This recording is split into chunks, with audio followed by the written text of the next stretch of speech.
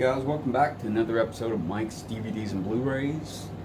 I'm going to show you some Glenn Ford movies from the later part of his career, his westerns of his late part of his career in the 60s. I left out one from the first episode that I wanted to show.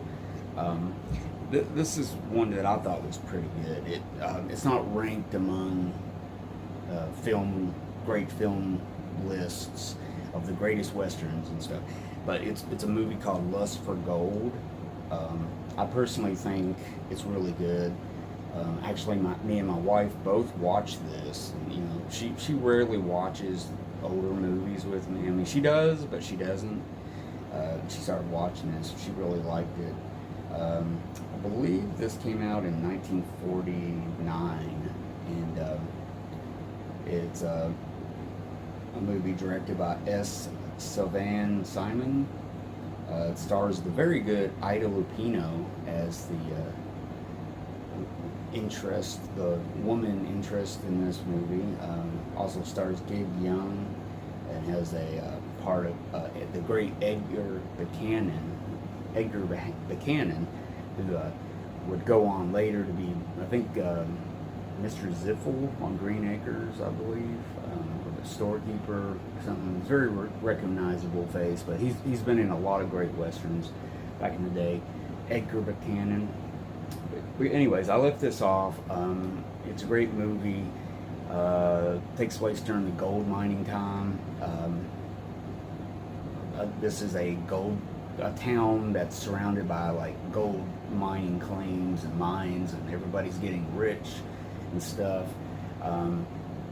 But this takes place after the town's kind of had a drought of people getting rich and stuff. And Glenn Ford plays this German immigrant guy. He kind of moved here to go west, to strike it rich and stuff. And there's this great Indian legend of this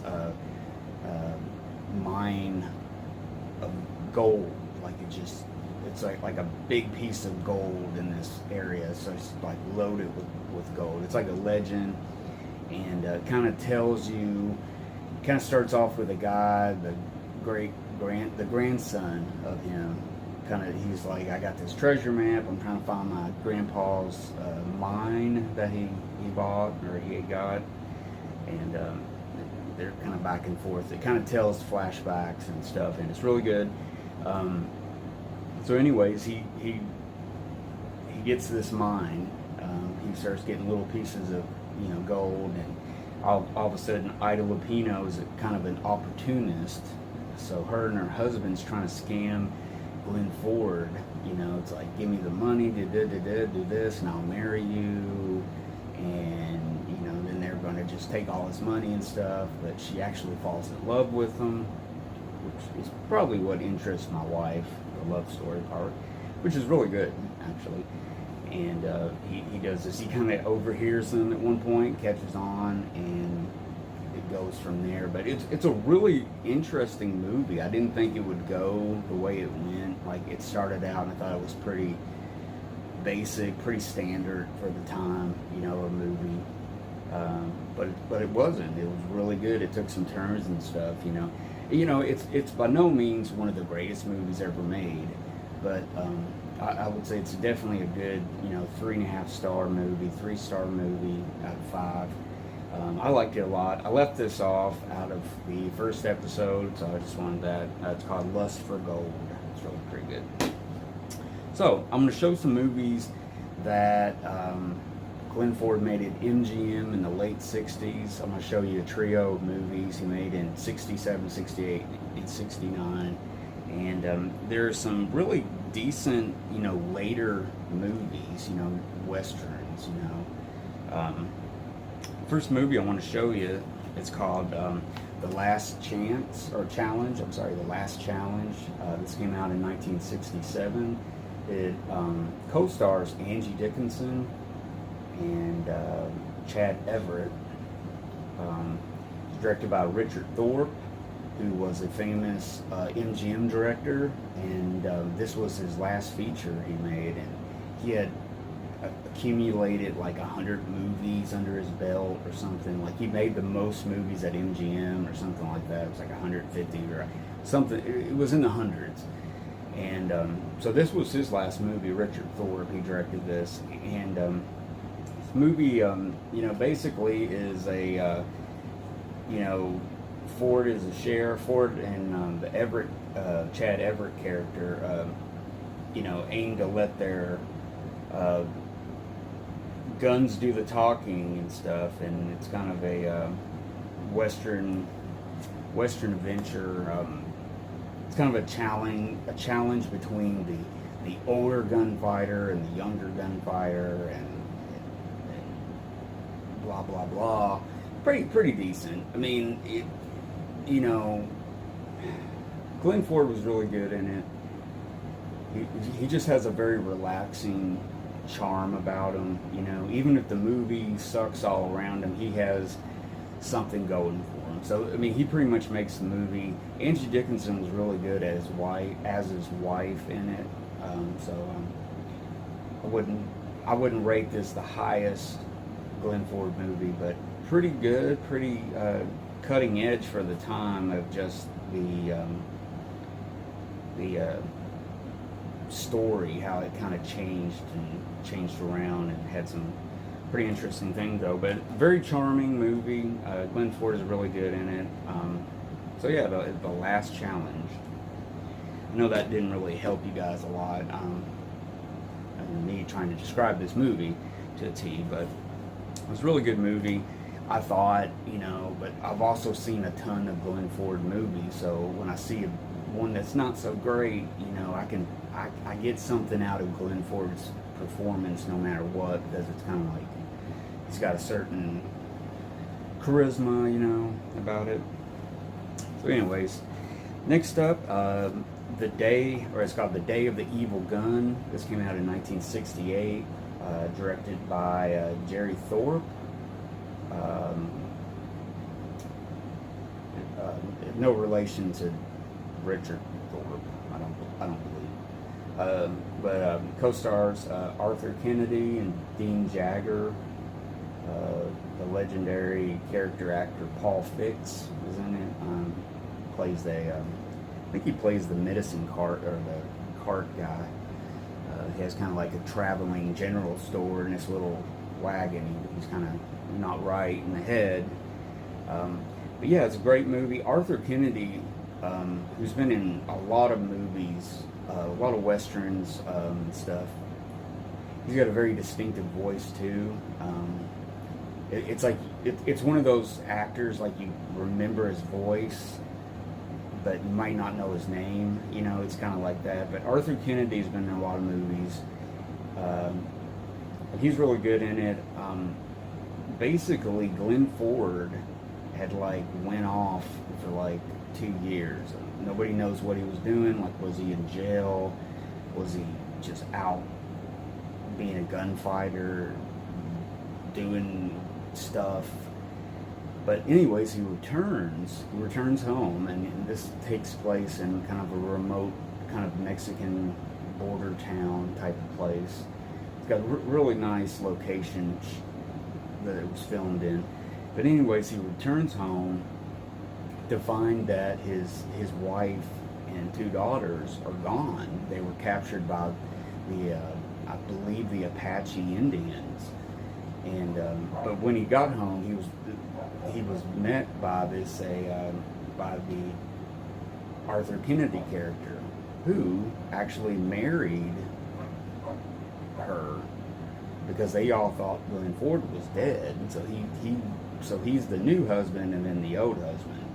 So they basically kind of, Glenn Ford doesn't. They set off to find her, but Glenn Ford's going to do it, and he's like, leave me alone. They get in some fights and stuff, but they eventually team up because they know that they need each other to find her, find his kids and stuff. And really good teamwork. I mean, they play off each other really well. Really good. Great locations. It has a real flavor to it. I mean, it kind of, you'll see it, and it kind of reminds you of late 60s, early 70s type movies. But really good MGM movie, late Western movie. Of course, I don't want to give everything away, but really good story. Day of the Evil Gun was really exciting. But I really dug the Arthur Kennedy co-star and Glenn Ford. So it was pretty good. So, and finally, guys, we got a movie called Heaven with a Gun. Now, he made this in 1969. It's directed by Lee Kazan. This movie has a lot of people starring with him. The great Noah Berry. It's been in a lot of good westerns. Randolph Scott, different movies like that. David Carradine, the young David Carradine. John Anderson, Barbara Hershey, a very young Barbara Hershey was in this. She plays a young Indian girl. Like, she's kind of mixed, it's not like she's got paint on her or anything. But it's, So anyways, so he's a, famous gunfighter. I made some notes here. I just want to, basically he's a gunslinger. He returns home. Actually, I'm reading the wrong one. Anyways, he's a pistol-packing preacher, and he comes to this town. He sets up this church. The church, I guess he was a gunfighter at one time. He cleaned up his act. He became a preacher in one town. This town needed a preacher because they were opening a church and stuff. They had no church in the town, so they got him to come be the preacher and stuff. But when he gets there, they're like there's the big cattle the big cattle king of the town that basically owns everything recognizes him from back in the old days, and they're like, he's a gunfighter, he's a killer. How can you tell me about religion when you're a killer and you lived your life like this and all this stuff? And it has some really tense moments in it. There's some really sharp. There's some scenes in it that are really like, there's a part where the cattle king, I guess you could call him, his group of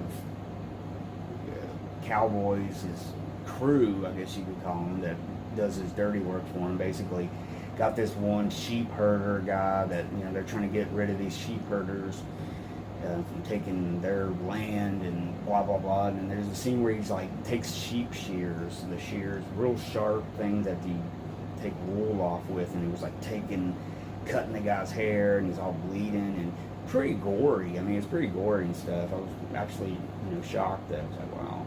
But pretty good, it's well directed. It's a really good Western. Again, Glenn Ford's got that charm about him, that charisma, that personality that's, Glenn Ford. He wears the hat.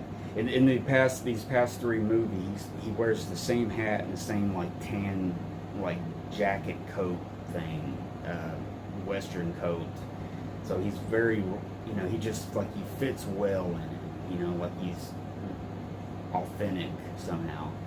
But yeah, he's definitely an authentic movie cowboy, and he played those roles and everything. And Heaven with a Gun's pretty good, I have to say. It's not one of the best movies ever made. I would say out of these three, Day of the Evil Gun by far is the best one, followed by Heaven with a Gun, and The Last Challenge probably third, and of course Lust for Gold, really good. But yeah, I just wanted to kind of show the three late 60s movies that he did for MGM during that time period. Of course, Glenn Ford was getting older in his career and stuff, and I believe he did some smaller roles, did a lot of TV and stuff, and I think about the 90s he had started getting in bad health and stuff, and I believe he died in 2006, but he basically retired in the 90s sometime, and just but he was just such a great actor. I mean, he did all those great movies in the 50s and 60s, great roles, the 310, the Yumas, the Violent Men, all those great westerns and stuff. And his partnership with Delmer Daves, the director, they made some great movies. So yeah, so if you don't know anything about Glenn Ford, check him out. See if there's some stuff on YouTube. Maybe there are some movies downloaded you can watch, or I just say get on Amazon, and they got a lot of his movies. I got these. They were about $11 on Amazon, free shipping. So you can't beat that. And just search out his role movies. A lot of them you find on eBay and stuff. But I just kind of discover a star and just kind of end up getting his movies and stuff over time, and start really discovering everything, watching stuff, and start really enjoying it. So there you go, guys. So check out Glenn Ford, and I just want to say thanks for watching. Subscribe if you haven't already subscribed. Hit the bell so you're notified, and when I drop another video. And comment. Give me some comments what you thought about this. It was kind of spur of the moment. I kind of put this Glenn Ford stuff together, kind of spur of the moment. I hadn't really thought about. I was watching a few of his, these movies recently, and I didn't really think where would I fit these in, to show them. And I just thought, well, I'll give Glenn Ford his own little episode, because he's made some great westerns and stuff. So pretty soon, guys, I want to move on from westerns. I know I've done a lot of videos here lately, but yeah, great videos just come. A lot of stuff to come. So guys, watch good movies. Be safe out there. COVID's still lurking around the corner. Wear your masks. Wash your hands. If you haven't already washed your hands, just wash your hands, people. Just be safe, and watch good movies, and I will see you next time. Later.